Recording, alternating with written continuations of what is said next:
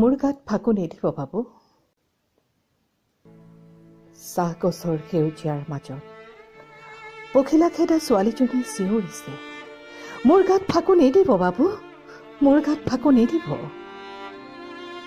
মই বৰ অকলশৰীয়া, নিঃসহায়। মই বিবস্ত্ৰ হ'ব নোখোজো। সকলো ৰং মোৰ বাবে অপ্ৰিয়। ৰং মোৰ ভয় লাগে। হিংস্ৰ মানুহৰ আঘাতত যুগে যুগে ক্ষত বিক্ষত ইতিহাসৰ তেজাৰ পৃষ্ঠা। আৰু কিমান সহ্য কৰিম? বাবু, মোৰ মুখত মদ ঢালি নিদিব। তাতকৈ পানী ঢালি দিলি ভাল। তৃষ্ণাটোৰ জীৱন। দুদিন ধৰি এটুকুৰা ৰুটি খাবলৈ পোৱা নাই। বাবাই মদৰ নিচাত উৰে ৰাতি ঝুমুৰ নাচিছে। ঝুমুৰৰ তালে তালে সেউজী পাতবোৰে নাচিছে। বাবু, ফাকু নিদিব বাবু, ফাকু নিদিব। কত নিদ্ৰাহীন ৰাতি, বলপূৰ্বক অভিসাৰৰ ধূসৰ জীৱনৰ বাটে বাটে চিতাৰ জুইত কতবাৰ অগ্নি পৰীক্ষা কৰিলো।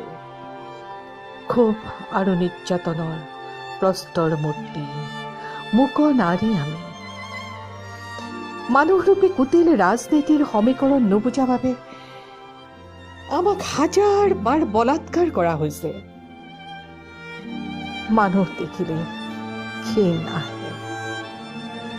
যিকোনো আবিৰ আমি চুব নোৱাৰো। ফাকু মানে পবিত্ৰতাৰ প্ৰতীক, যাৰ ফুট লৈ ৰামে সীতাক উদ্ধাৰ কৰি সাগৰ পাৰ হৈছিল। জিভা কুখেলি ৰাধাই নিত্যৰতা হৈছিল যমুনা। ফাকু মানে মাটিৰ গোট, ফাকু মানে ফুলৰ সুবাস। মোৰ গাত ফাকু নিদিব বাবু, মোৰ গাত ফাকু নিদিব।